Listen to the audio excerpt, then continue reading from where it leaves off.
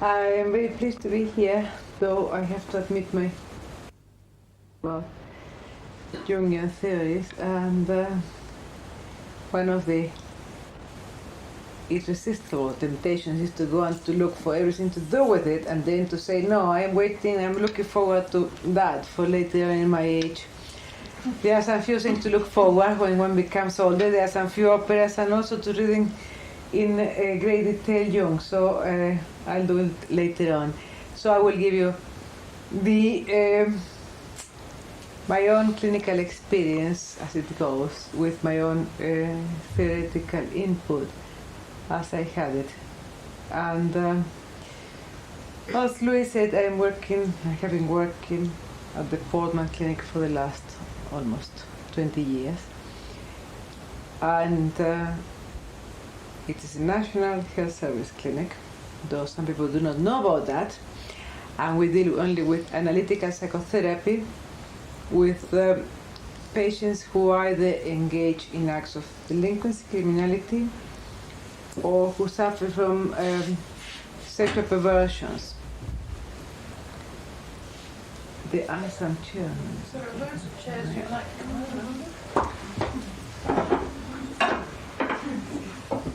Now, 17 years ago, when I did start a program on group therapy and wanted to do it as heterogeneous as possible, we became very much aware of a fact that is actually quite unfamiliar to other similar clinics, in the sense of being outpatient, national health service, analytical therapy. As I'm sure you're all familiar with, they have far more women in their clientele than men, where we had exactly the opposite, far more men than women. So I was rather curious about this subject, and trying to get to know what was considered to be perversion in females, or what was going on, or perhaps perversion didn't exist in females. I don't know. What really called my attention to is, as you know, all of you know, is this forcible transplant of the Freudian ideas about normal libidinal development from the boys to the girls, and absolutely so. So, I mean, just girls who are treated as boys without penis, and then abnormality in males to be immediately again transplanted into females.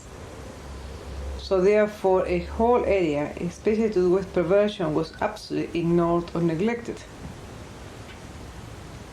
And I think that really in this particular area, perversion, in which sexual organs are very much the vehicle for the perversion and for the psychopathological aspects of this particular situation, it seemed to me to be rather, to be not too subtle, to look at girls just like little boys in disguise without a penis, and forgetting all about their own, not only rich, but also extremely complicated and intricate sexual and genital and reproductive function of women as opposed to men. It seems to me that it's an enormous area of really not being studied at all. And I wonder very much now as to whether perhaps the reason that a lot of women in, I don't mean now in psychotherapeutic services, but in psychiatry services, they are being given an enormous amount of tranquilizers in order to shut them up. I say we do not want, or we are not used to listen to women talking. And sometimes it seems to me that whatever clinical vignettes I give, they might appear to be either extremely exaggerated or bizarre or really very disturbed, but as a matter of fact, it seems to me that it's not so. It's just that we are not listening. We don't want to listen to women when they have their own predicaments, their own problems, and it's something that we have been denied our voice, even when, let's say, Freud talked about the female sexuality as a riddle and asked for the female colleagues to come forward with ideas, there were a lot of them who came forward with an enormous amount of ideas, a lot of female colleagues, and they were listened as voice of dissension as opposed to voice of cooperation, and we have just become aware in the last few years of their very important work, which would have become really quite a very, very valuable piece of scientific evidence about female sexuality, which has been ignored for a long time. So I'll try to give you my own ideas about the subject. So within the traditional framework or psychoanalytical framework, following Freud's theories, perversion in males is viewed as a result of an unresolved Oedipal complex, where castration anxiety is a central and main component. When he becomes a man, he denies the differentiation of the sexes and creates a phallic mother. But why should a woman's body become a phallus in fantasy rather than representing important and unique feminine characteristics specific to her own gender, which in themselves are so complex? Since men had appealed to perversion as a way to deal with the fears of losing their penis, women were left in a position in which perversions were not available to them. Hence the old popular statement, women cannot have sexual, going to old Queen Victoria, women cannot have sexual perversions since they do not possess penises, was seldom queried. Freud theorized that the Oedipus complex was resolved in little girls when, instead of wishing a penis, they fantasized having daddy's babies inside themselves. Now, what is very interesting about this point is that the symbolic equivalence of penis and baby was then created. Developing his ideas, then we could say provocatively that women cannot have perversions because they can have babies. The acknowledgement of female perversion was absent, though the evidence is that male perversion is often the result of an early faulty mothering. Why is it so difficult to conceptualize the notion of perverse motherhood and other female behavior according to a complete different psychopathology, which originates from the female body and its inherent attributes? Male perversions have been studied, but little is known about women. This could be because society is reluctant to admit that women can be perverted, preferring to think of women as either Madonna, the perfect and pure mother, or as a whole. We prefer to blame Oedipus rather than Jocasta for her incestuous role. We like to think of women as the weak sex, always the victims of sexual assault from men dispossessed of power and responsibility. This Klein's theory is centered on the infant girl's intense envy of her mother's reproductive functions. This creates great hostility in her directed towards her mother and develops into frustrated fantasies of entering into and robbing mother's body of its entire contents. Using projective identification, she assumes that her mother will rob her of her own procreative capacities. I have observed the occurrence of these mental mechanisms in the women I treat, and I believe they become the equivalent of castration fears in the boy. I also like now, as a sort of like, let's say, a footnote, to refer to fantasize, but I think that sometimes they're really quite real, envious attacks from mothers who perhaps have not had access to either education in universities or whatever because of social reasons, economical reasons or whatever, and we see a lot of these women nowadays who really feel that they are killing off mothers because of their own intellectual achievements, because they are not behaving like mothers. And I believe that this is really, it's not only fantasized, I feel that this is also real, and that we have to take into consideration that too. And in which then the man's intellect has been really very much a mega object, and the woman's body has been also a mega object, and they just don't fit into one another. I follow the object relations theory put forward by Melanie Klein and others. This stresses the importance of the first few months of life and the infant-mother relationship. This pre-Oedipal phase is currently thought to account for perverse psychopathology in males, in which the psychogenesis is deeply related to intense fears of being either abandoned or seduced by mother. Irene Akers says that in her experience of dealing with sexually perverse patients, there seems to have been a definite disturbance of development in the first 2 years of life. This affects and undermines the orderly progression of the work of separation and individuation. My clinical observations show that mothers who display perverse tendencies towards their offspring do so within the first 2 years of their children's life. I have observed during the course of therapy and from the type of transference which emerges in this particular group of patients how fundamental is that very relationship to mother. And it is absolutely very, very clear that they develop a very intense transference, either negative or positive, which switches off from 1 minute to the other, and that's the title or subtitle about denigration and idealization, because in a way also shows off the enormous situations these people have had with either very suffocating, very possessive mothers, and also very neglecting ones too, very seducing and very neglecting, abandoning, and could be either one or the other, or simultaneously one and the other taking place. After years of clinical experience, I have had to acknowledge that there are feelings and activities amongst women that could or must be called perverse, even if the mental mechanisms are different from those found in men. The study of some of the characteristics of the female libido and of other features which are exclusive to the female inner world might help us to understand the theology of perversion in women.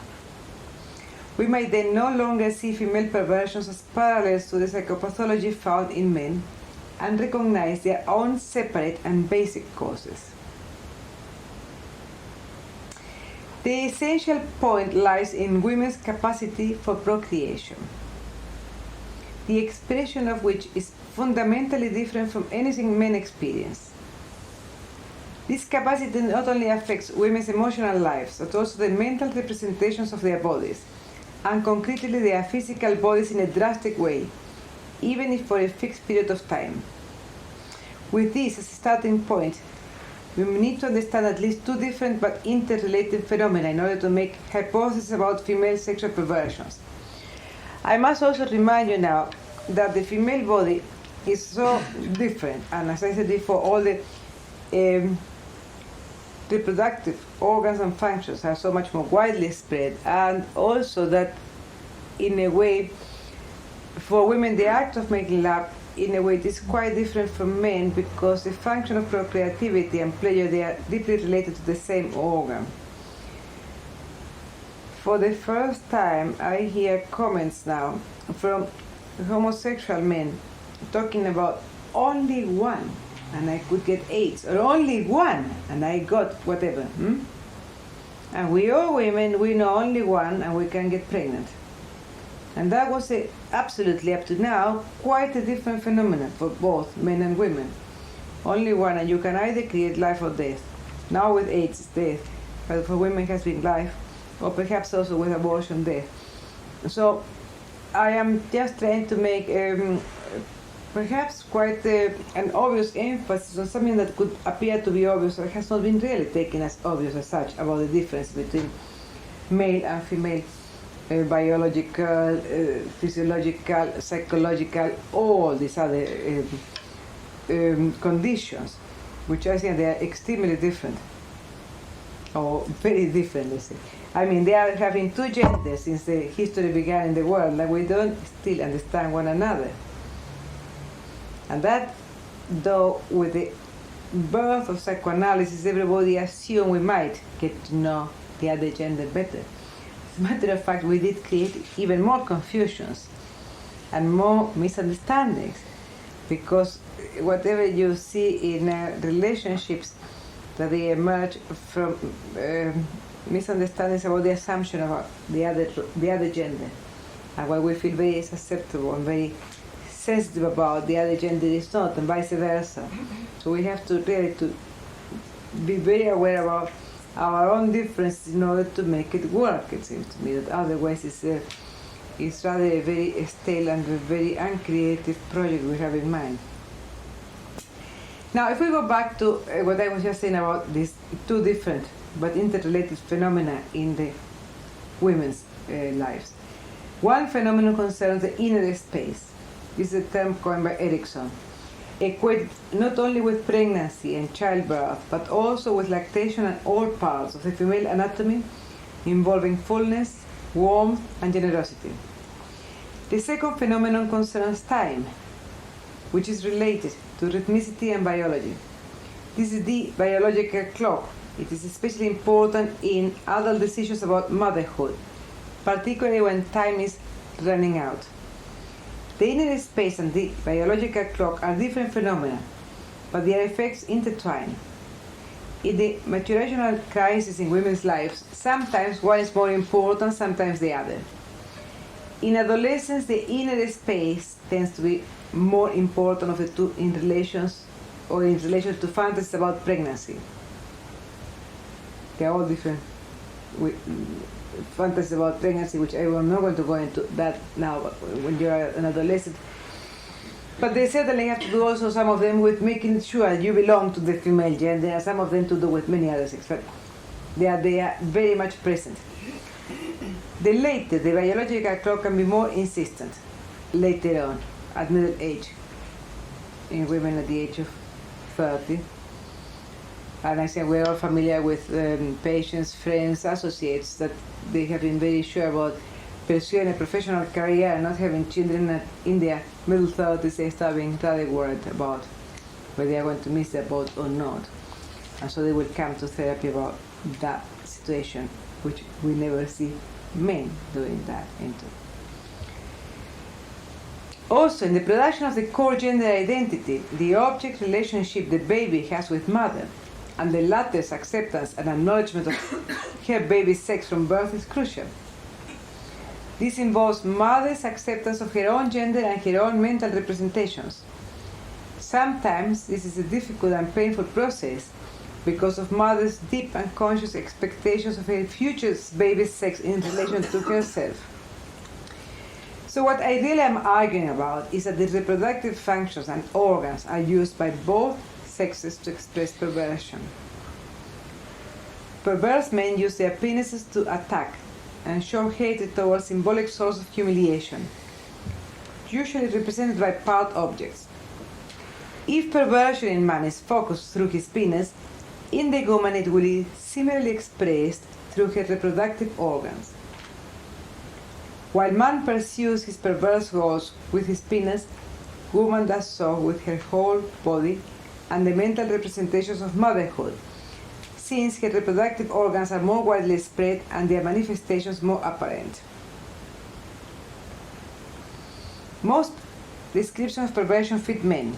However, they become almost impossible to apply to women, since they sometimes use the function of heterosexual intercourse for perverse aims. It is well known that the definition of a true sexual perversion should always include the participation of the body. In other words, fantasies about bizarre or perverse actions are not enough to be labeled as perversions.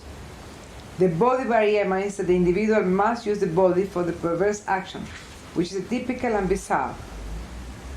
However, I believe that the term body has been unwittingly used in the definition of perversion, having exclusively in mind the male anatomy and physiology, to specifically mean penis and genital orgasm. How could we otherwise have overlooked that women's bodies are completely taken over in the course of their inherent functioning by procreative aims, sometimes with the most perverse fantasies whose outcome materializes in their bodies? As a clinician, I have observed the main difference between a male and a female perverse action lies in the aim. Whereas in men the act is aimed at an outside object, and usually it's a part object, in women it's against themselves, either against their bodies or against objects of their own creations, that is, their babies. In both respects, bodies and babies are treated as part objects. In this context, I remember a patient who was referred for a psychiatric assessment because of violent behavior directed towards her second child. Her first pregnancy came as a surprise to her. Still, she felt the need to go ahead with it because in this way she felt she was taking out insurance against the dread of being on her own, alone. As you know, a lot of women, the more insecure they could become, they could go into that situation. The child then could become utterly dependent on her and totally under her control. When the first child arrived, she was overcome by feelings of repulsion and revulsion against her baby. She felt ready to kick it.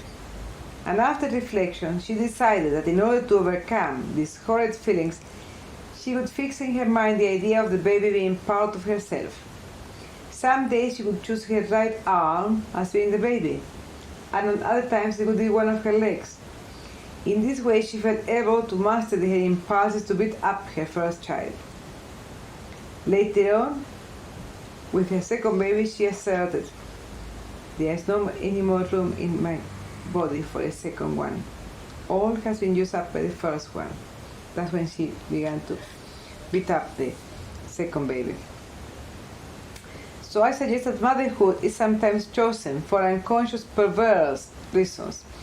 The woman could know that in achieving motherhood she is automatically achieving the role of master, that of being in charge, in complete control of another being who has to submit himself or herself, not only emotionally, but also biologically to the mother's demands, however inappropriate they may be. Indeed, as is generally accepted, some women who feel inadequate and insecure find a child becomes the only available source of emotional nourishment, and a craving for physical affection is unloaded on the child. It seems to me that one of the reasons we have stuck to the theory of the girl's penis envy is in order to deny and unconsciously aware of mothers' unparalleled power over their infants in the early pre-Oedipal phase. The main feature in perversion is that symbolically the individual, through the perverse action, tries to conquer a tremendous fear of losing the mother. As a baby, they have never felt safe with the mother, but on the contrary, most vulnerable experience mother as a very dangerous person. Consequently, the line motivation in perversion is a hostile, sadistic one. From being victims, such people become the victimizers. Of course, having in mind child abuse, which is very much a topical situation now, you are much more aware about this. So in their actions, they are the perpetrators of the victimization and humiliation which was inflicted on them earlier. They treat their victims in the same way they felt treated themselves. In other words, as part objects who are there only to satisfy their whims and bizarre expectations. I think it's very important to remember that perversion is a manic defense against formidable fears related to the threat of losing mother and a sense of identity, and a very chronic and mass depression too.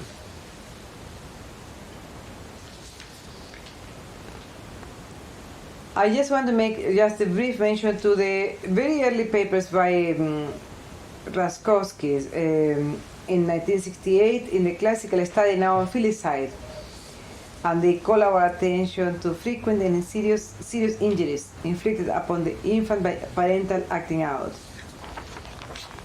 The authors noted that the neglected psychoanalytical literature concerning this area could be regarded as an aspect of the universal resistance to acknowledge the mother's filicide drives, undoubtedly the most dreaded and uncanny truth for us to face. So, They also add that the affected child introjects his experiences internal persecutory objects, which are very much connected with the actual parents and not just fantasized ones. This is 1968, this is before Mason and all that stuff came 20 years later, or 22 years later. So it was a long time to have taken it in. I also must remind you in this aspect about the 60s, about the mother-child phenomenon, which was not really taken it at all.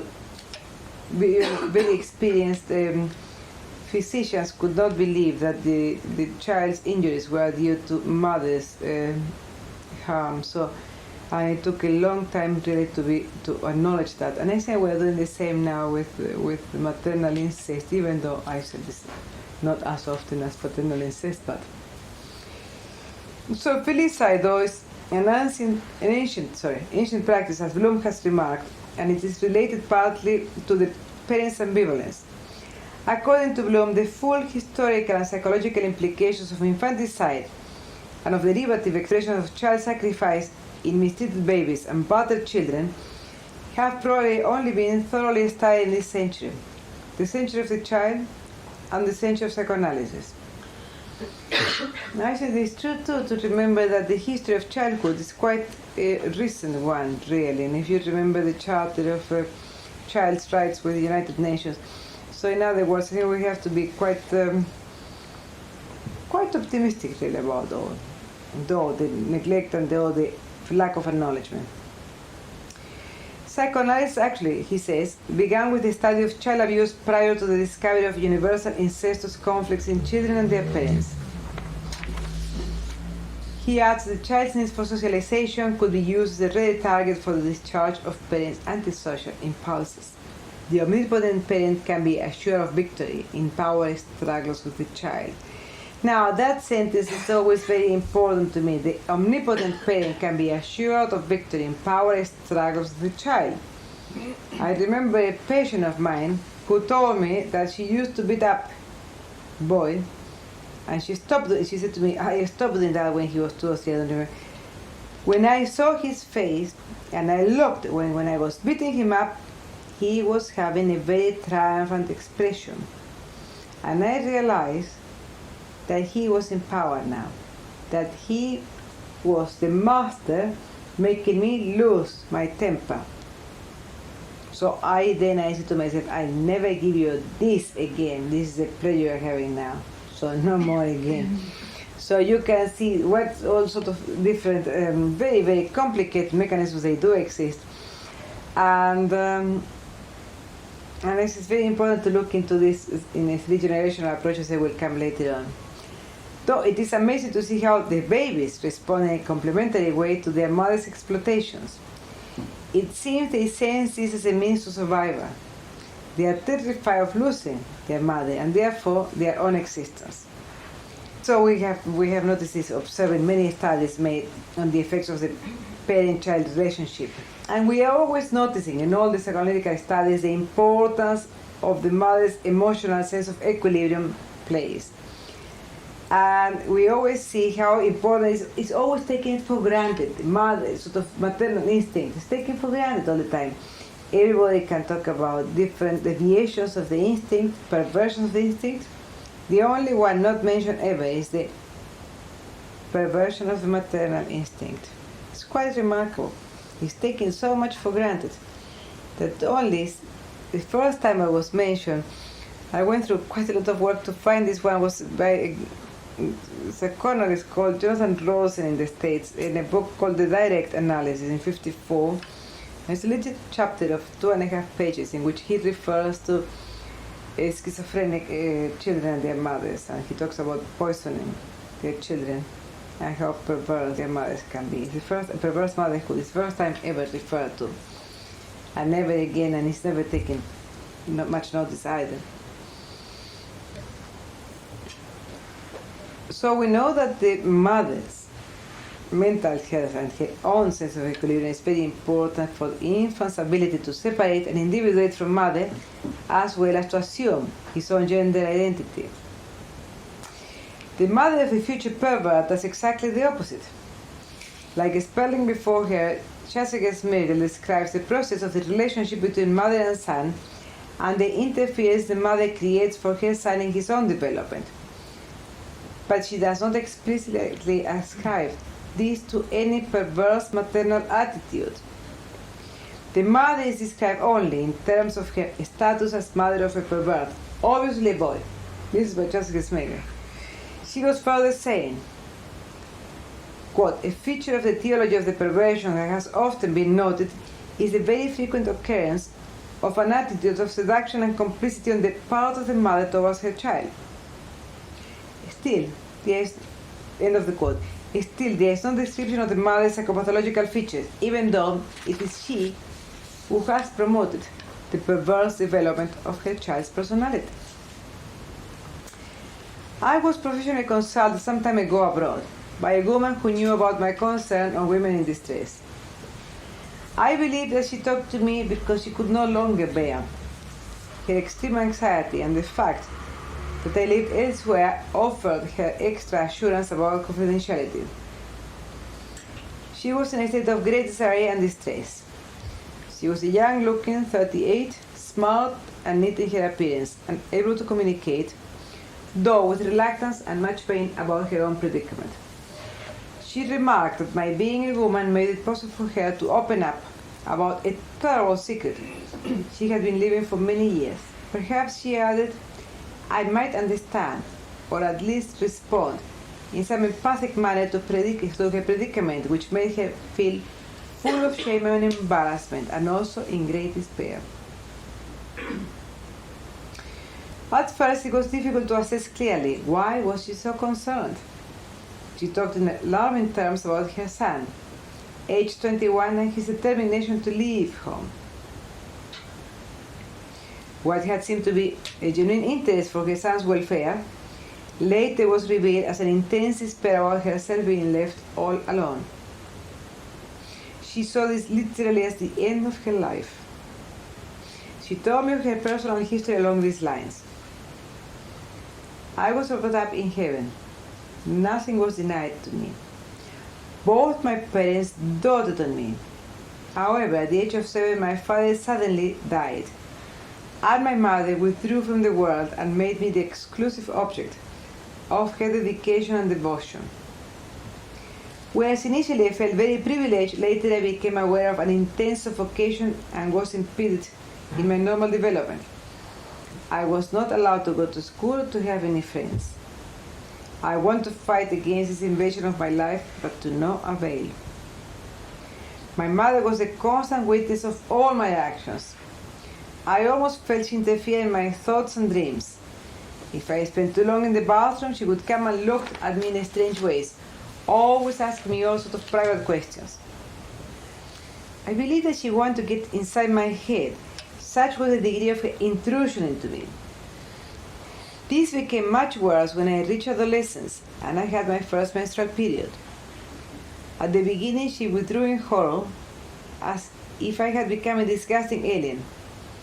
But later she began to warn me in threatening ways of the dangers attached to strange men and about the exclusive and dirty interest in sex. My mother could barely stand my becoming a young woman.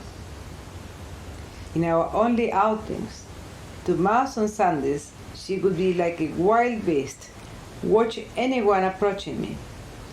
She was herself an attractive woman, but extremely stern and strict in her religious upbringing. Nobody was allowed at home, and we never went anywhere except for the religious festivities when some relatives used to invite us to their homes. On one of these occasions, I met a nice-looking young man who was kind to me, and I fell for him, or perhaps for a way out. I married him at 16 and got pregnant. My mother never forgave me for leaving her alone. Not even the baby's birth changed her mind. When my son was 5, my husband suddenly died in an accident. Mother came back to me as if I had never left her, but I told her that it would be better to keep apart. I soon realized that I didn't want my mother with me because I wanted my son for myself alone without any competition. I created an idyllic relationship with my son to the point that I didn't need any other man in my life. We went together on holidays. She went on. I remember very vividly one holiday at the seaside when miniskirts were fashionable. This was a turning point in my life. My son was then 14. I went dancing in the local hotel with some youngsters and had quite a lot to drink. On my return to our room, I saw my son sobbing between the sheets. I was worried and asked him the reason for his being upset. He said that he had watched me dancing and had felt deserted and very jealous of the young men. When he made this statement, I experienced an immediate sense of inner peace and great contentment. All previous sufferings and upheavals seemed now futile. I had won. He was all mine. We were together forever alone. It just seemed natural for me to get into bed with him and to console him. But I want to show him my love in a more natural way. I was high, elated, and felt randy. I initiated him in the art of making love. Over a period of time, I taught him step by step what to do and how to do it. I created the most wonderful lover, and both of us were in ecstasies. This has lasted 3 years. Neither of us had anyone else around. Our world was perfect. He seemed to be, to me, a happy and relaxed young man. I took also precautions to make it appear to the world that we had a normal relationship of mother and son. All my life has been invested in him. I have enough economic security for the situation to last forever. I never thought that he could betray me. But after leaving high school, he began to show signs of restlessness and self-assertion. First, he wanted to go abroad to further his studies, but I could not let him go.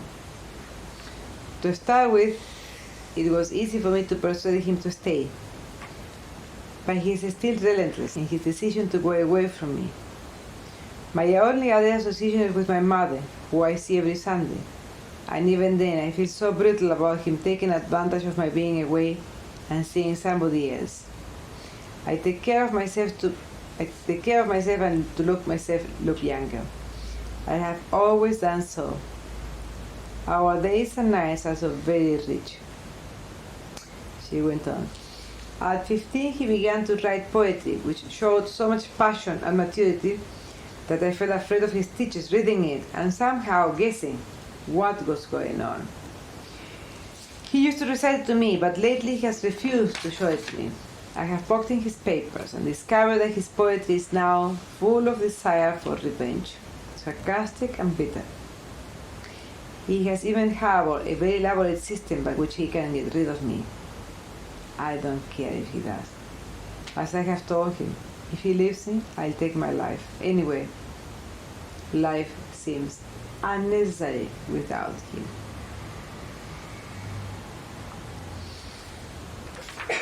So, listen to her. It took me quite a while to regain some sort of neutrality. Such was the nature of a strong and confused feelings that this woman's account had produced in me, which I am sure might have produced in you too. I tried to figure out how to respond to this woman's intense pain, desolation, and helplessness. I began to see her at the age of 7, soon after her father's sudden death, and to imagine how this little girl might have felt. Overwhelmed by conflicting emotions about her father's death, perhaps at first experienced extreme shock and numbness, which might have been replaced later on by elation due to the fact of being the object of her mother's total attention. Her mother obviously went into a pathological mourning in which denial and isolation were used extensively. The little girl was never allowed to mourn her father openly, for she did not want to upset mother.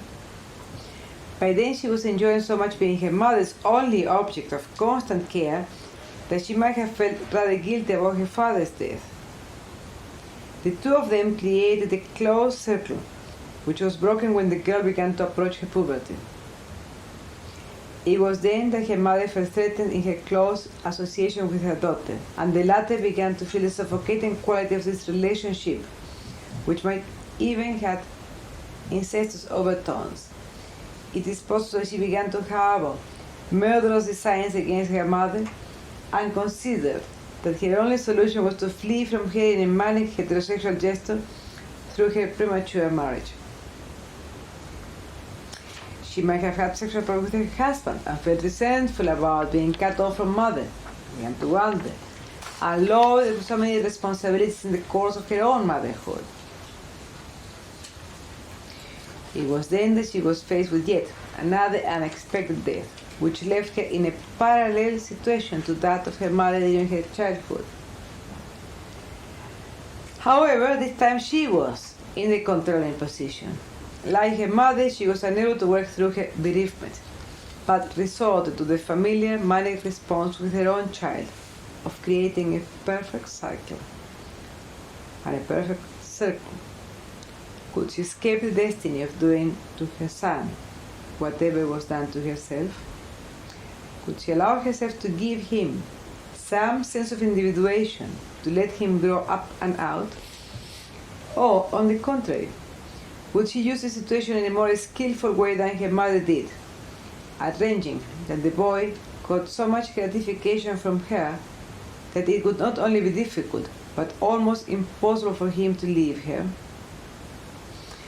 She had two alternatives, or let's say she could only see two options. One was to try to get back to her mother. The other was to secure her son as her future partner. She didn't need much time to decide upon the latter. I had to remind myself that this woman, because of her own history and the lack of resources available outside and inside herself, she felt unable to see any other solution. She was caught up. She felt she had no alternative. Was she a perverse mother because she used her son as her sexual partner? I believe that indeed she was a perverse sufferer. Having been a victim, she had later become a victimizer, using her position of dominance to secure her son as her exclusive source of sexual gratification. I felt much compassion for this woman, patient, and for her predicament in a three-generational process. But I still wonder about a question that has been with me for a long time. Had I been a man, how would I have reacted? I had to recognize that my initial confused reaction might have been due to my masculine component feeling outraged. But if I had been a man, would my reaction have been stronger? Would I have been perhaps in identification with the son full of rage because of this woman's outrageous behavior? So this leads me to the counter-transference phenomenon encountered in the course of my daily professional work. How our gender responds to our patients' explicit psychopathology. I have often encountered in working with patients who suffer from gender dysphoria problems that they feel strongly about, as they say, the sex of the diagnostician and or therapist. I have also found that accounts of the same patient are recorded in different ways depending upon the diagnostician gender. This difference of response is certainly the outcome not only of patients' transference, but also of our own way of reacting, understanding, and comprehending predicaments.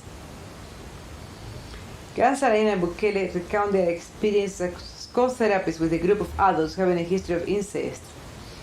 They provide us with courageous and illuminating comments about their counter-transference to those patients in which disbelief, excited curiosity, sexual fantasies, wishes to rescue appear among many other feelings.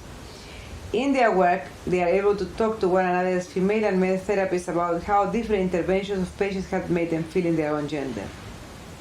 They also point out that there is virtually no literature dealing with this subject.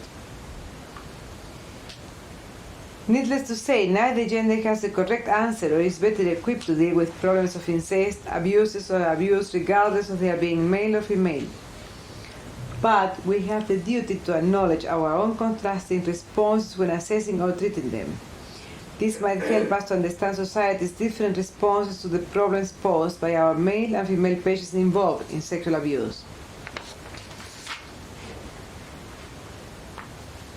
Now, it's very interesting. This is also encountered in my work with patients too, in which in the groups that I have, for example, a group with perpetrators and victims of incest, not directly related, but still, the two different groups are together. And whereas people feel usually quite in identification with the little girls who have been sexually abused by their fathers, if the women they talk about uneasy feelings about their children, they are being told to shut up, and this is to do with maternal instinct, nothing to worry about this.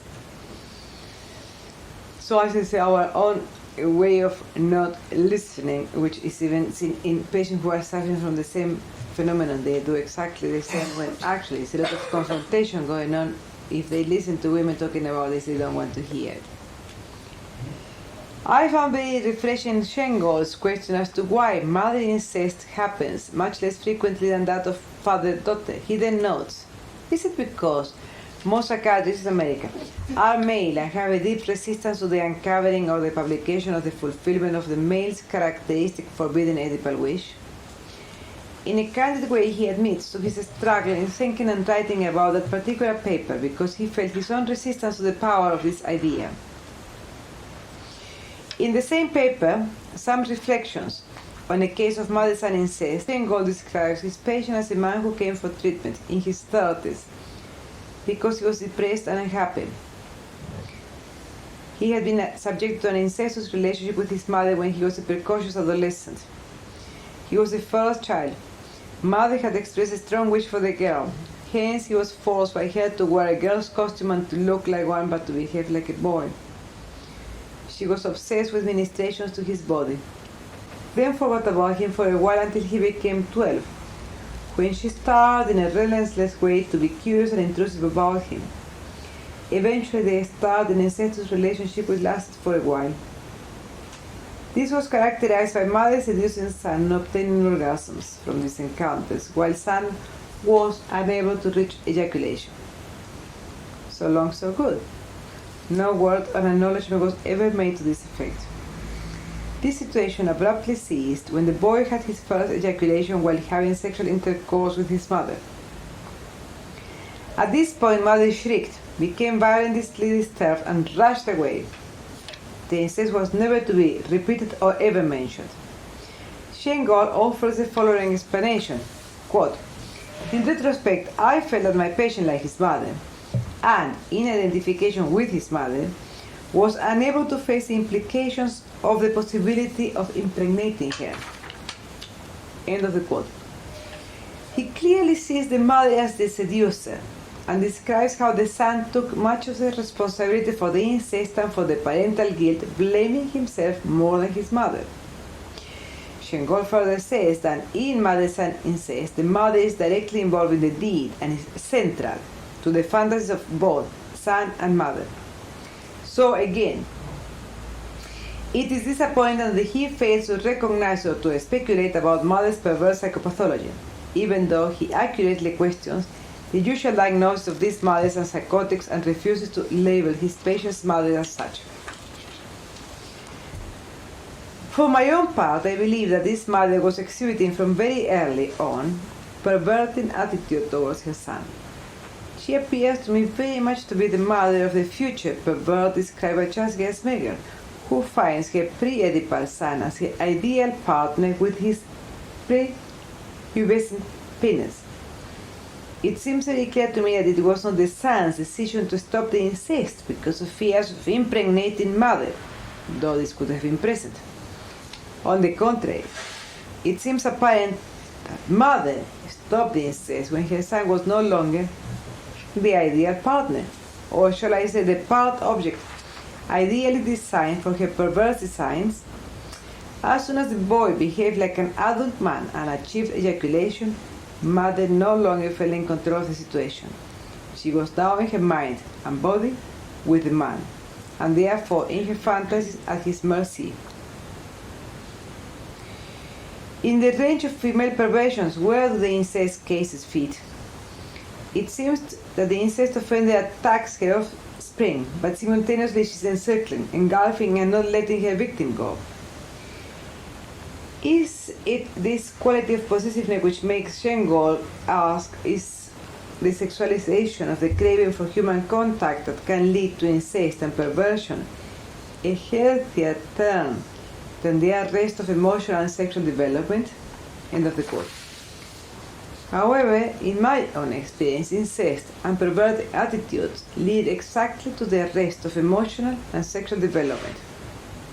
Action and response are not incompatible, but complementary. Victims of either incest or perversion show crippling and lasting effects in their emotional and sexual development. Case after case bears this out.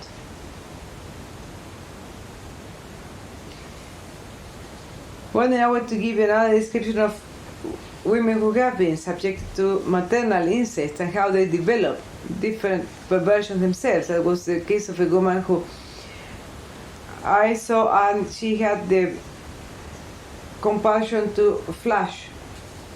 So in other words, was a sort of a similar counterpart to exhibitionistic male.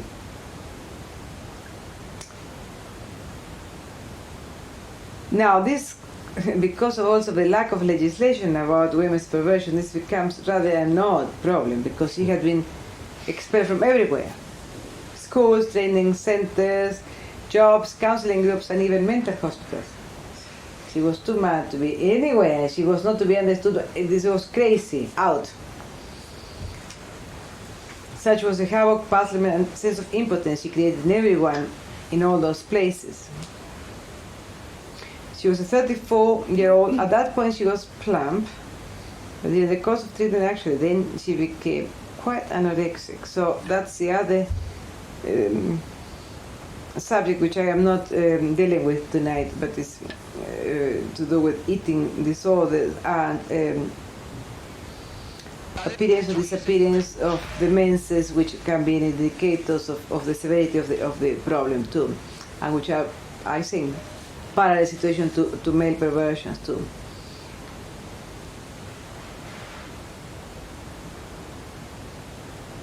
I was warned about her dangerousness, meaning her tendency to develop crushes on women in authority and to make an absolute nuisance of herself to the point of pestering previous doctors with letters, phone calls, and even unexpectedly showing up at their home addresses and pursuing them with her exhibitionistic behavior.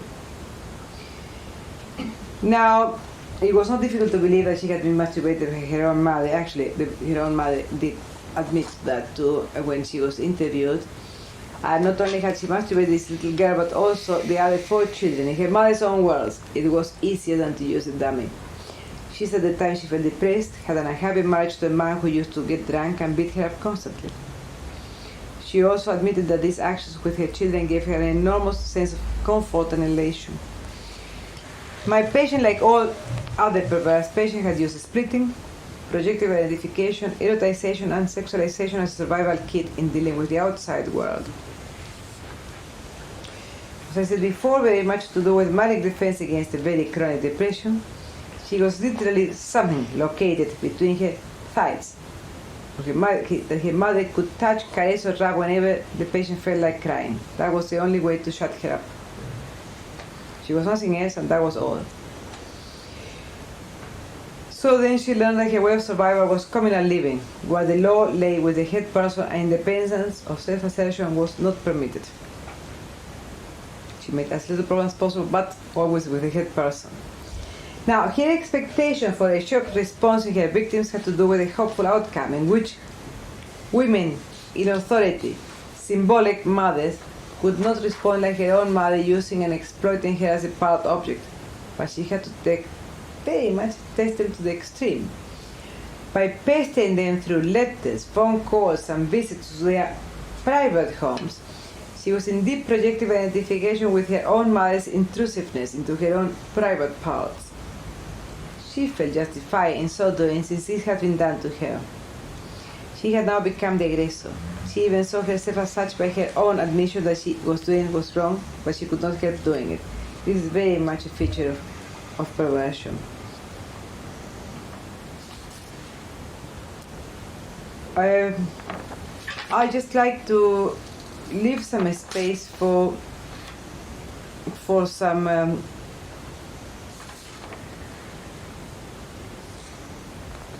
bit of interaction, but I think I like to talk about that we can observe some of the psychodynamic principles operating in perversions. They appear in females when they become mothers.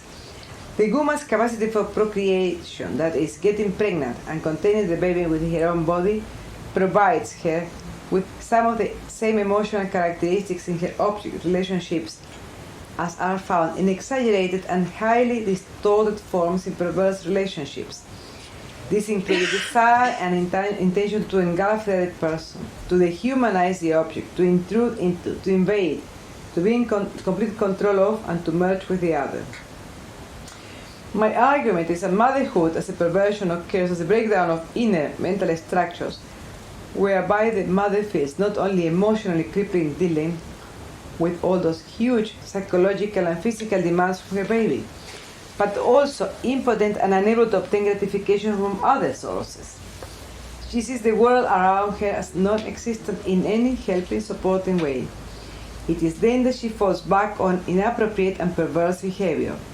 That in turn makes her feel powerless. Simultaneously and paradoxically, she experiences her perverse behavior as the only power available to her. Hence, perverse motherhood must be seen as a product of the emotional instability and inadequate individuation brought about by a process that involves at least 3 generations. As it's very important to see, when you see the patient, to see at least mother and grandmother behind that patient in order not to make ever any judgmental comments, not even to yourself. But part of the problem lies with society in the fact that the whole culture supports the idea that mothers have complete dominion over their babies. And we all know that wherever we are, if we see a mother doing whatever we consider to be abusive towards the baby, we don't dare to say, listen, what are you doing? Because the mother will say, mind your own business, this is my business. So we know in that sense we are colluding with the idea that the mother is up, or the baby is completely in a part of the mother's world and nothing to do with anybody else. We do not help mothers or their children or society in general if we glorify motherhood so blindly as to exclude the fact that some mothers can act perversely. Media exemplifies not only the power of motherhood, but also the biological clock that determines her actions. Media is a woman of great intelligence, in power, loved and in love. When abruptly and unexpectedly dispossessed of all this, she becomes aware of the only power left to her, her children, then they become the targets for the revenge against their father, Jason. When he decides to abandon her for a much younger and more powerful bride, Media skillfully and subtly designs a plan conveyed to produce as much pain as possible to Jason, to kill their children. She feels justified in her actions. Such is her agony at her own predicament, and manages to complete the terrible deed within the space of 24 hours. And I don't know if you have seen a version of Medea by a writer and poet, an Irish one called Welldon that was performed at the South Banks a few months ago. His own text by now, and I found it extremely powerful, very much up to date, and really I'm just trying to see whether this could be published, because it's really quite different from the European version too. Again, the most important case of incest is Jocasta's, but typically we have always blamed Oedipus and not his mother. Here we are once more attaching the sole responsibility to the male child and consequently developing a whole new concept of a complex, taking it for granted that Oedipus consciously or unconsciously, shall we say, unconsciously, knew his mother and was behaving perversely by marrying her. In fact, Jocasta was far better equipped, even consciously, to recognize Oedipus as her son than vice versa. She was the only one to know that Oedipus could be alive, as opposed to Laios, who believed him dead.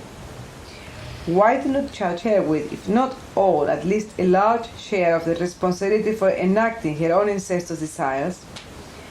It is clear that if not perverse herself, she had associated with the most perverse individual, her husband Laios, who was not only homosexual but also pedophiliac, his most important reason for not wanting children. She not only married him, already giving signs of being the willing victim of a perverse partnerships, the clinical analogy still applies, but contrived to get him drunk in order to get herself impregnated. In other words, she already knew her own power as the master of her own offspring, even to the extent of giving him away at birth. She might unconsciously know that she, or indeed he, the offspring, could pursue the lost relationship, the power of motherhood being later replaced by that of incest, which could be more rewarding for her. It seems unnecessary for researchers to develop a parallel Electra complex to the Oedipal one when Jocasta already fulfills that role. Is this again an obstinate tendency to see women as the weak sex, always the victims and never the perpetrators of sexual assault?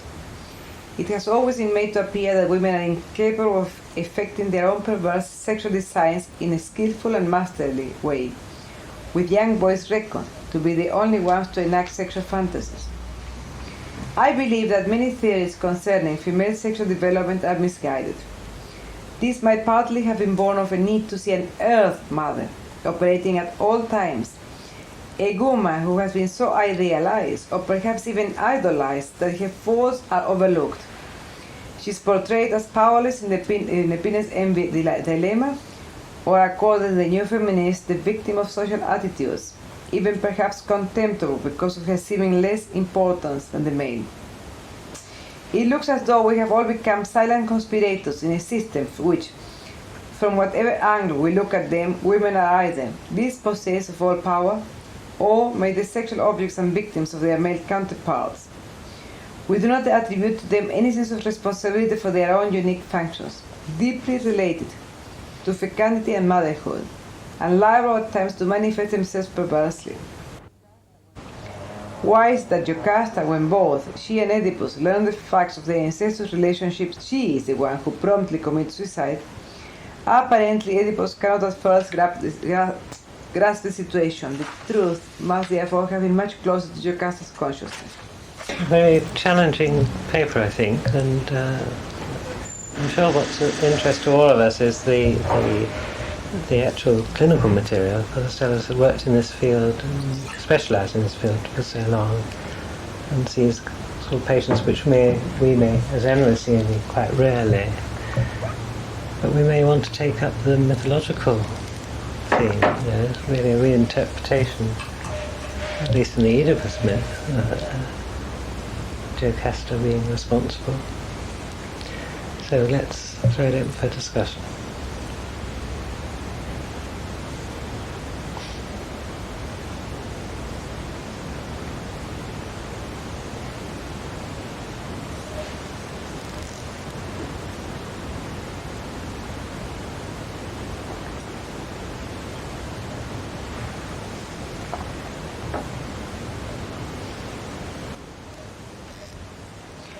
I'm not sure about the problem about the women I have access to, as you say, Louis, because I think, as I said at the beginning, that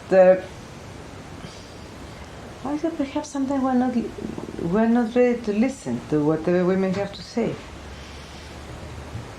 I see it in all different walks of life, really, not only in my National Health Service work. And in a way, once you start trying to see what's going on there and trying to make some links, a lot will come forward that perhaps is quite unexpected to start with.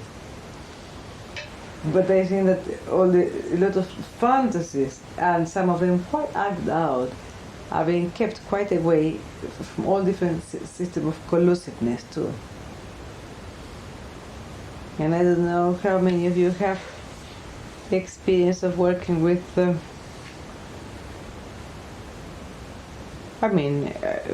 very middle class woman this morning, private practice. He was talking about how dreadful it is to become. She feels a tremendous sense of disgust at the sort of her body being pregnant. I mean, she's happily married and all that, and she feels absolute disgust about that. And I don't know how many of you have that sort of experience of women feeling that it's disgusting to breastfeed. I mean, and then you go from there on to also, I mean, the woman's body is so different from a man's body, you know, and all these concepts are so interlinked: femininity, motherhood, womanhood, all that. It's exciting. And it's so different from anything a man can experience that it seems to me a lot of time we close up.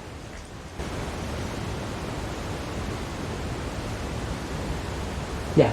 I wonder if you could elaborate a bit on the connection you've made between female sexual perversion and the loss of the mother, and perhaps that is linked with merger and the need for merger with a mother and therefore merger with a child, that bit. And parallel to that, or is it parallel, the process across generations of a victimizer becoming a victim, which could be associated with the person's own father if he was the perpetrator of sexual abuse.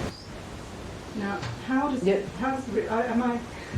those two relationships, and how are they interrelated, or are they parallel and independent processes?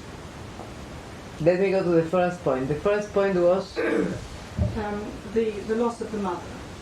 The feeling of the loss of the mother, and the need to re-establish that maybe in the first point. I immediately comes to my mind. Let's say. I realized also I didn't make it clear another point about the difference of genders, about perversions.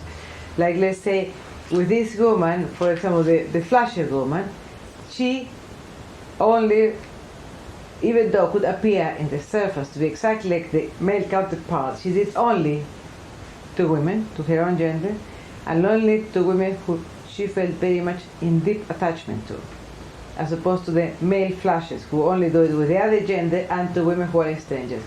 I'm mentioning this because you remind me about, let's say, the relationship with the mother. Let's say if you see homosexual women are very different from homosexual men, and perhaps you have to start dealing with the problems about separation from the moment you start the therapy, because the idea of the expectation is that one of oceanic intermeshing with one another forever. And the crimes of violence that women could be involved in, they have very much to do with the separation from that ideal utopian situation with mother as such. That could be in the first part of your question. Now the second one is about what is the relation with the father and the mother, a victimizer. Let's say, okay, I'll give you a little clinical vignette, because also I think it's very interesting to notice the difference about what I have learned a lot about incest in the groups is to do with the groups. They are composed by both perpetrators and victims.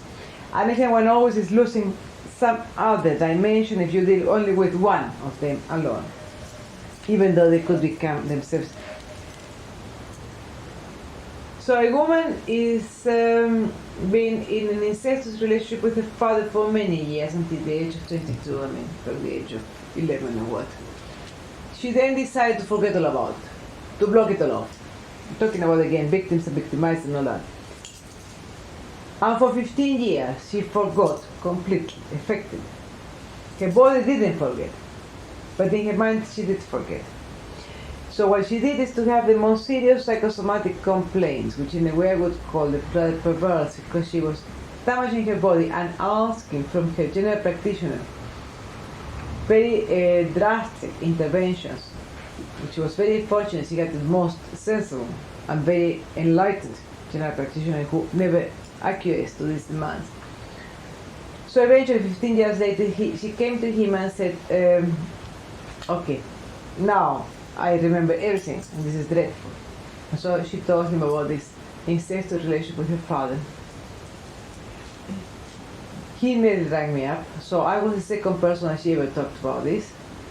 I placed him in a group with a lot of hesitations and a lot of doubts and really full of fears. I learned more about incest from this group than I will ever learn in my life about anything. Yes, and that incest is larger than life and whatever. I mean, that anything to do with sexuality, anything to do with power, anything to do with whatever. This woman was very much, and also is my object of research right now, to see about the difference of the effects of the incest, whether it's to do with father or mother incest. And it seems to me that the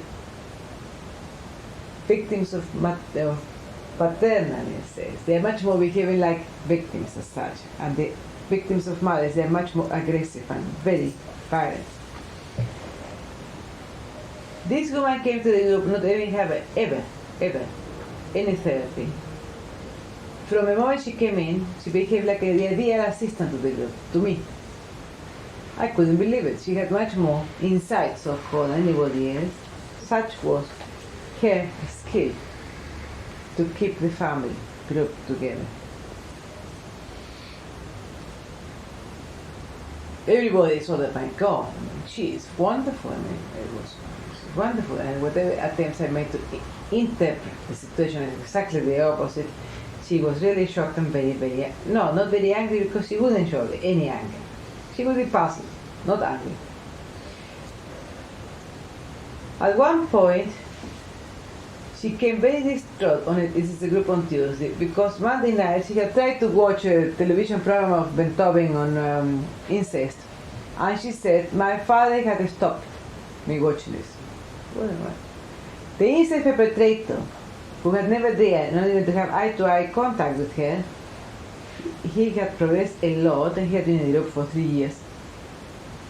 He then challenged her and said, what the hell are you talking about? She said, my father talked to me on the telephone for 1 hour, and the program was on by then, so I could never watch it. And he said, you are an idiot. You let your father do exactly the same he's doing all your life with you.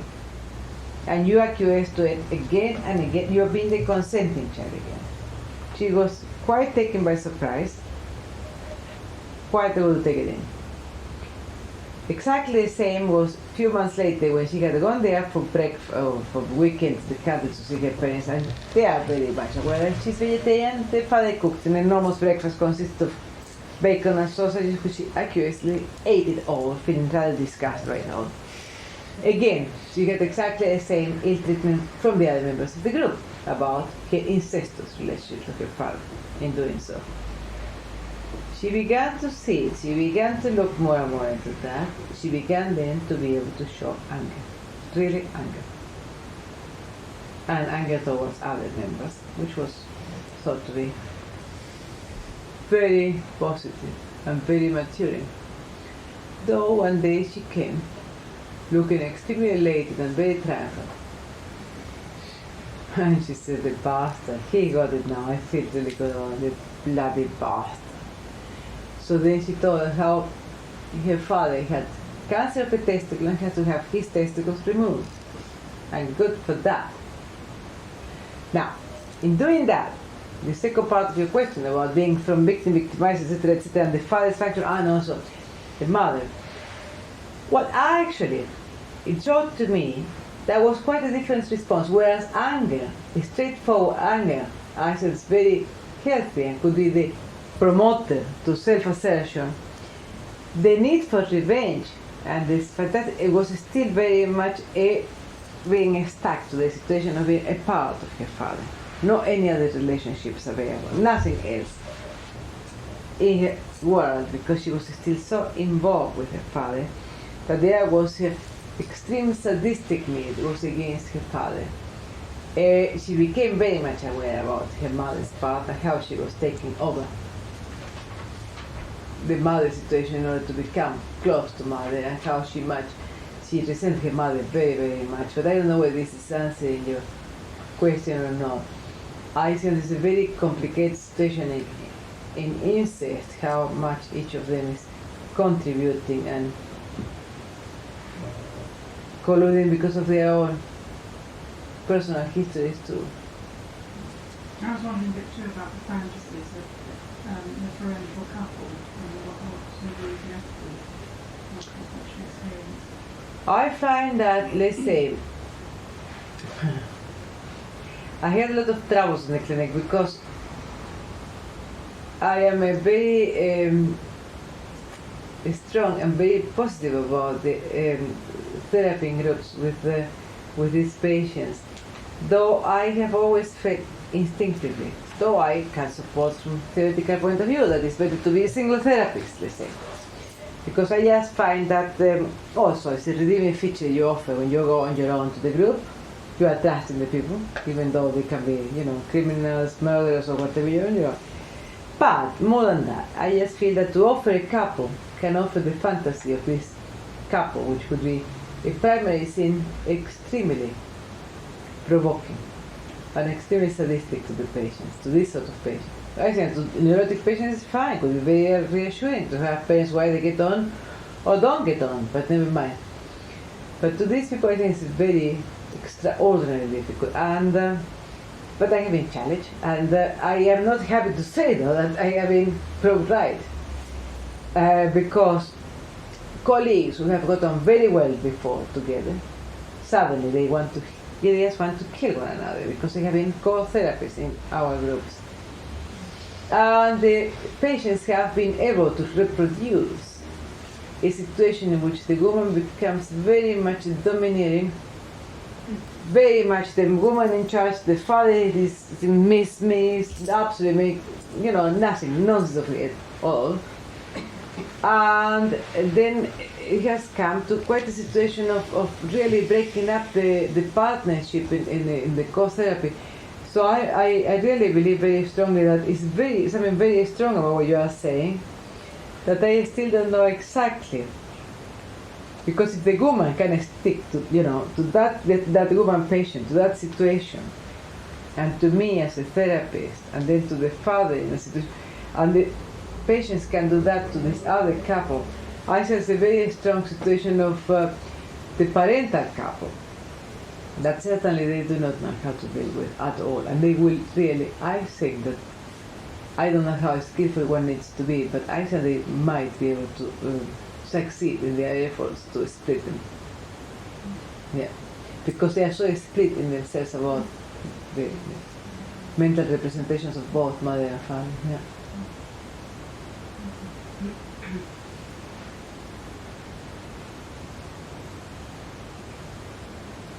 Do you find the same degree of collusion between the parents? Because I mean, when it's sexual abuse, father-daughter, the mother is often colluding with it.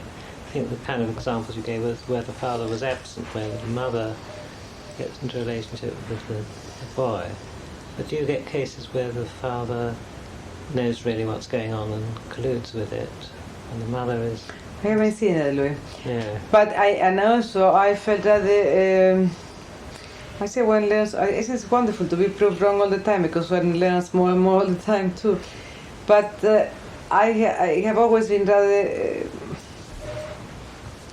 cautious about the statement about mothers colluding in this situation with their husbands in their incest to their daughters and all that. I always feel like the mother is going through depression.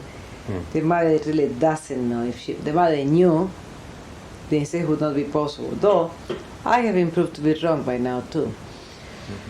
I have a patient now who the mother very much engineered a situation to be the voyeur in both father and daughter. And the father was sodomizing this girl when she was 3 years old. And I mean, the whole account is really quite disgusting, as a matter of fact, in which mother was very much enjoying the situation from looking into the same bedroom and looking at the situation. The woman then, very strange, because it's come because of stealing money from a very sacred source. And the sacred source has to do with a very holy man. So all completes the picture in which the church then, as a sort of didn't mean to say it. Please, if you don't repeat anything, that may be a case for the recording though. Yeah. Sometimes the symbolism is so strong and so powerful that it's very difficult to keep it away from that, especially in a professional meeting. But it is it is so remarkable that in a way it becomes really almost like a cliche about the symbolic situation about mother and father, and who is looking and who is offering the space and who is she taking from. Yeah. So, but I am not sure about the father. Of course, you find. I mean, it's a lot of men who use their women partners, sometimes wives, sometimes girlfriends or whatever, to pick up men and to look at. So, and they don't do it only as pimps. They do it as part of their sexual turning on. Quite a lot of that goes on. So perhaps it is quite possible to find that situation. I don't think we have explored it enough yet. Yeah. And it's just the beginning of enormous disentangling of a new situation. I'd be very interested in any comments you might have about something which I've been hearing about. I think it's beginning to be written about, which is adoptive children finding their birth mothers and having very erotic, overwhelming, full lovemaking, sexual experiences, often cooped up together in a flat and not wanting to let each other go, and realising after a while that something is sort of murderously explosive. But it feels sometimes as if it's the mother who's hanging on to the long-lost son who's just been found and mustn't go away again now. I don't know whether that... No, I have been contacted by somebody from whatever media program about that. I haven't encountered, and he did ask about whether I had any experience about biological parents, and exactly what you are describing. The only situation I had was a woman with looking for her real father. And it was a very vivid description about finding her real father eventually. I mean, she had been victim of incest of her mother's lovers for a long time. Then she found her father in King's Cross Station after a long saga of, trying to see where he was. And it was a very vivid description about him taking her to a flat in Chelsea. And she really wanted him to have sexual intercourse with her. And she felt so angry that he was impotent. And she really was she felt very betrayed. And she felt not wanted, and she felt, first she felt terrible, and then she felt exactly the opposite, that, she would have liked that very much. But that's the only case I have encountered. Though I do know that there have been a lot of observations now about that, yeah.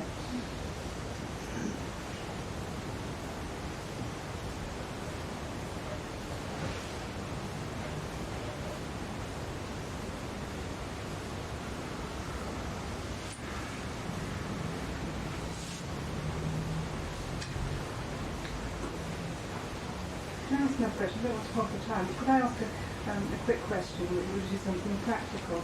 I'm wondering what position you're in an NHS clinic if you're approached by a mother who may be wanting help on this sort of problem, when there is a victim there, a mother who is abusing a child. Yes. What position are you in over that in relation to the confidentiality? That's nice you answer, because usually I'm asked about the fathers with their daughters, and then gets very, very heated responses. But this one, yes, I had a mother, girl who was working as a prostitute, and she, very, very clever girl, and born in another country. She was very much humiliated by being a girl. Then she began a very close association with her daughter, and to an extent of not letting her daughter do anything. She was referred to me by the child guidance clinic, funny enough, in which she was described as a very hysterical and inappropriate exhibitionistic mother, working as a go-go dancer or whatever. Anyway, she was into treatment in the group, and after 2 or 3 years, then she began really to talk about her daughter, and we all felt very concerned because she didn't allow her even to go to school or to do anything. So at that point, I took quite an unprecedented view, that was to do a draft of a letter to the child guidance clinic sending the child for treatment there. We all deal with all the situations about group matters, and with everybody's knowledge before anything to do with the outside. It's the only way you can get the trust of everybody. So I put the letter there, to the enormous relief of all members, including herself, who at the beginning was very angry, and then she was very relieved that somebody was taking action and being, in a way, containing her. Was very, very amazing, the response, because she was very angry, then she felt very contained and containable, and then she did take the daughter for treatment. 2 years later, she had a fight with me or whatever about holidays or whatever, so then she said, I am taking my daughter, I mean, the therapist is dreadful. So obviously she was talking about me, but telling us about her daughter's therapist. That was dreadful, and she was taking the daughter away from treatment, and then a man who had been sexually abusing his stepdaughter since the age of 6 until the age of 9, he said, your daughter is not ready yet to be, you are angry with her, not with your daughter's therapist. So what the hell do you know about that? I said, I know, because after I saw Dr. Welldon's letter to the child guidance clinic, I took my stepdaughter there for treatment. And I know it takes a long time. Now, he had never talked about this until that point, so that was quite a nice situation about the mirroring and the taking action from a group, which, of course, I find it very reassuring about treating people in a group for many reasons. And I mean, that was one reason, for example, which was I did not talk about it until he mentioned it. So, yes, I say sometimes one does feel very worried. I say, well, I have to do something. And I don't mean by that, reporting anybody to the authorities. But in that sense, it is very nice. Your question was quite a new one and quite different from the other ones that you treat people who are men who molest their children. What do you do about that?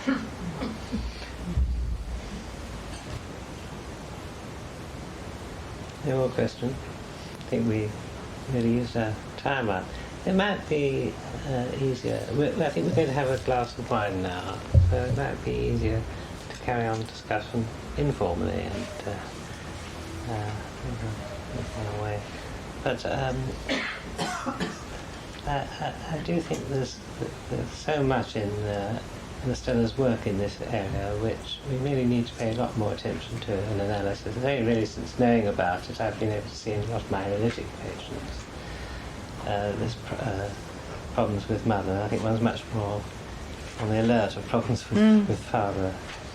So I'm really very convinced about it. So thank you very much, Estela, for coming. Thank you.